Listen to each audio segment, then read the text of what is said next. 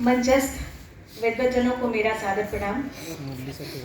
सभा में उपस्थित जितने भी सुधीजन हैं, ज्योतिष के विद्यार्थी हैं, छात्र हैं, गुरु हैं, शिक्षक हैं, सभी को मेरा प्रणाम। और मेरा विशेष प्रणाम गुरु शास्त्री सर को, मेरे सर मुरली सर। बहुत संक्षेप में आज मैं टू द पॉइंट अपनी बात रखना चाहूँगी। मैंने कल से कुछ चीज़ों को ऑब्जर्व किया। कल से जो आज तक जो मैंने इस जो सेशन चला है उसमें मैंने ऑब्जर्व किया कि वक्री ग्रहों पे बहुत थोड़ा फोकस डाला गया था, क्योंकि मैंने भी यही विषय चूज़ किया था।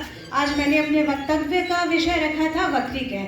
तो बहुत सारी बातें तो हम सब ने जानी, वक्री ग्रह क्या होते हैं, कैसे होते हैं, प्रभाव क्या होता है, वो सारी चीज़ों को ऑलमोस्ट हमने कवर किया। और वो इतना वास्ट एरिया है कि कुछ मिनटों में उस बातों को संक्षेप में समेट पाना संभव नहीं है।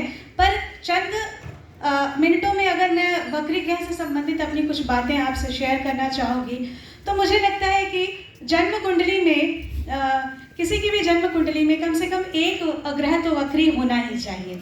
होता क्या है कि जब कोई कुंडली, जब हम देखते हैं कि यदि किसी की कुंडली में सभी के सभी ग्रह अगर मार्गी होते हैं तो बंदा बहुत रिलैक्स्ड हो जाता है, बहुत ज़्यादा आराम करने लगता है।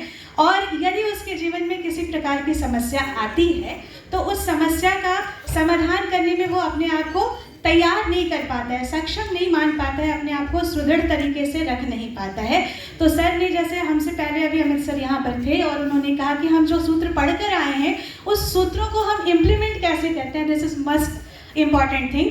तो हमने एक सूत्र पढ़ा था कि वक्री ग्रह जो कुंडली में यदि कोई एक भी ग्रह वक्री हो तो कुंडली को एक नैसर्गिक बल प्राप्त होता है। तो ये सूत्र मैं इस बात से पुख्ता रूप से साबित करना चाहती हूँ कि यदि किसी भी कुंडली में ग्रह वक्री हो जाते हैं तो उनको एक नैसर्गिक बल प्राप्त होता है। और जब कुंडली में कोई ग्रह वक्री हो जाता है तो जैसे अभी हमने चर्चा की कि वह किसी भी प्रकार से समस्याओं का समाधान करने के लिए तैयार हो जाता है। परिणाम क्या होंगे उन पर मैं अभी नहीं आऊँगी।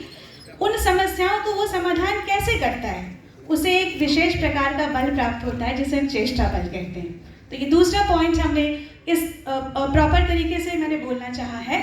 और तीसरी बात मैं ये कहना चाहूँगी कि सभी के कुंडली में, जैसा कि कल सर ने भी कहा था कि पुनरपि जननम पुनरपि मरणम, ये जो चक्र है हमारा हमेशा चलते जाता है, क्योंकि हम जो तत्व हैं वो हम कभी क्षय नहीं होने वाले हैं। हमारे शरीर का रूप शायद बदल सकता है